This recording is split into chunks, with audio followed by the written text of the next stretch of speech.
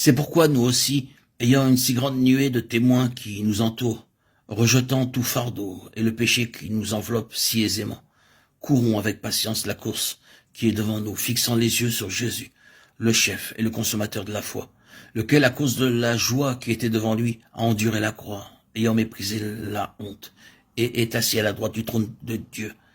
Car considérez celui qui a enduré une telle contradiction de la part des pécheurs contre lui-même, afin que vous ne soyez pas las, étant découragés dans vos âmes. Hébreux 12, 1, 3.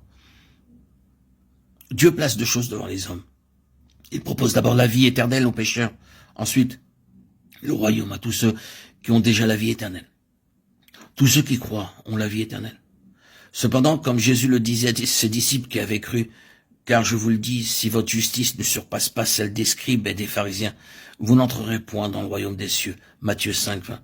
Le Seigneur Jésus déclarait aussi, ceux qui me disent Seigneur, Seigneur, n'entreront pas tous dans le royaume des cieux, mais seulement celui qui fait la volonté de mon Père qui est dans les cieux. Matthieu 7, 21. Il nous a aussi montré que pour avoir la vie éternelle, nous devons seulement croire, mais pour entrer dans le royaume, il nous est demandé de remplir une autre condition. Dès qu'une personne est sauvée, Dieu la place dans une course qui est devant elle. La vie tout entière d'un chrétien peut être comparée à une course. Il ne s'agit pas de courir pour obtenir la vie éternelle. Cela ne signifie pas que celui qui gagne cette course recevra pour récompense la vie éternelle. Au contraire, c'est uniquement la personne qui a la vie éternelle qui est qualifiée pour courir. Non, le résultat de cette course est que certains participants seront couronnés alors que d'autres ne le seront pas. Ne savez-vous pas que ceux qui courent dans le stade courent tous, mais qu'un seul remporte le prix? Courez de manière à le remporter. Tous ceux qui combattent s'imposent toute espèce d'abstinence, et ils le font pour obtenir une couronne corruptible. Mais nous, faisons-le pour une couronne incorruptible. 1 Corinthiens 9, 24, 25. Que signifie donc cette couronne? La couronne représente le royaume. Elle signifie régner, avoir la domination et la gloire.